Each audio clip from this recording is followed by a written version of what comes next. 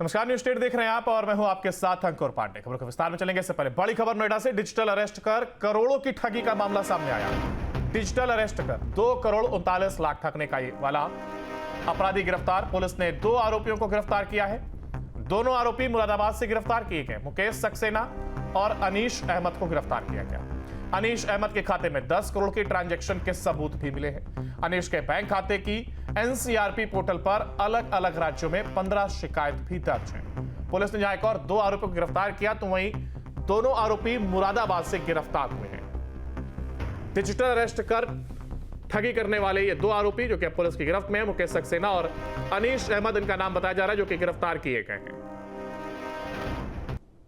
मामले सामने आते हैं और डिजिटल अरेस्ट करके करोड़ों रुपए की ठगी की घटनाओं को अंजाम दिए जाते हैं। इस घटना में भी मानव तस्करी में जेल भेजने की धमकी दी गई थी साइबर ठगों के द्वारा, और डिजिटल अरेस्ट कई घंटों तक रखा गया और जेल से बचने के लिए जो पैसा उनके बैंक खाते में है वो अपने अलग अलग बैंक खातों में साइबर ठगों द्वारा डलवाया गया था। उसी क्रम में जो दोनों आरोपी अनीश और मुकेश ये मुरादाबाद से गिरफ्तार किए गए, इनके बैंक खातों में भी ये पैसा गया था। तो पुलिस ने जैसे ही पूरे मामले की एफआईआर दर्ज की, एफआईआर दर्ज करने के बाद उन बैंक खातों के बारे में जानकारी जुटानी शुरू की गई जिन बैंक खातों में पैसा ट्रांसफर किया गया था।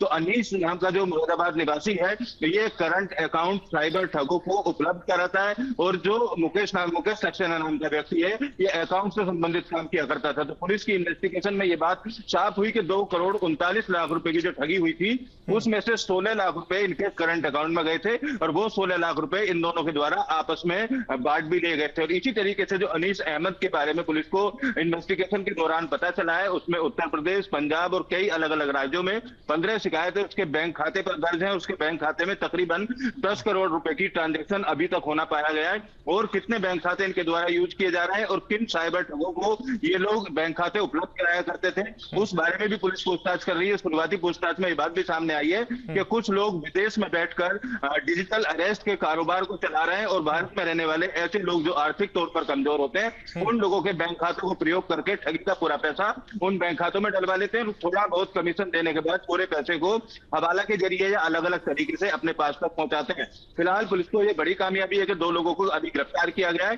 अन्य लोगों की तलाश करने की जो बात है वो पुलिस अधिकारी करते हुए नजर आ रहे हैं। और नोएडा के में जो ठगी है 2 करोड़ 39 लाख रुपए की पिछले महीने अंजाम दी गई थी, और कुछ को सीबीआई अधिकारी और मुंबई पुलिस का अधिकारी बताकर साइबर जालसाजों ने इस ठगी को अंजाम दिया था। अभी देखिए, अभी जो खबर सामने इसमें 2 लोगों की गिरफ्तारी की बात की जा रही है। हालांकि आमतौर पर देखा गया कि एक चेन सिस्टम काम करता है इसमें, यानी कि अब इन 2 की गिरफ्तारी के बाद जब पुलिस जांच आगे बढ़ाएगी तो कई और लोगों के नाम भी सामने आ सकते हैं और गिरफ्तारियां बढ़ सकती हैं।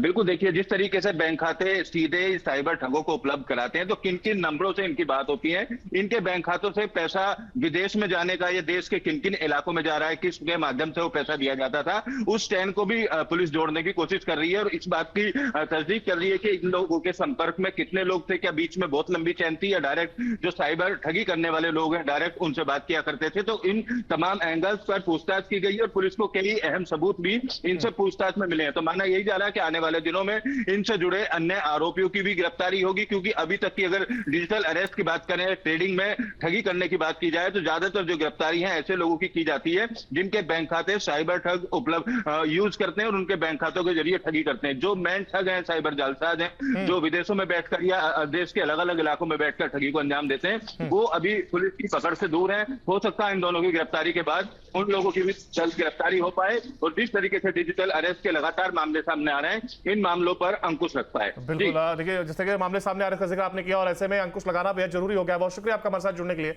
और इस तमाम जानकारी को साझा करने के लिए।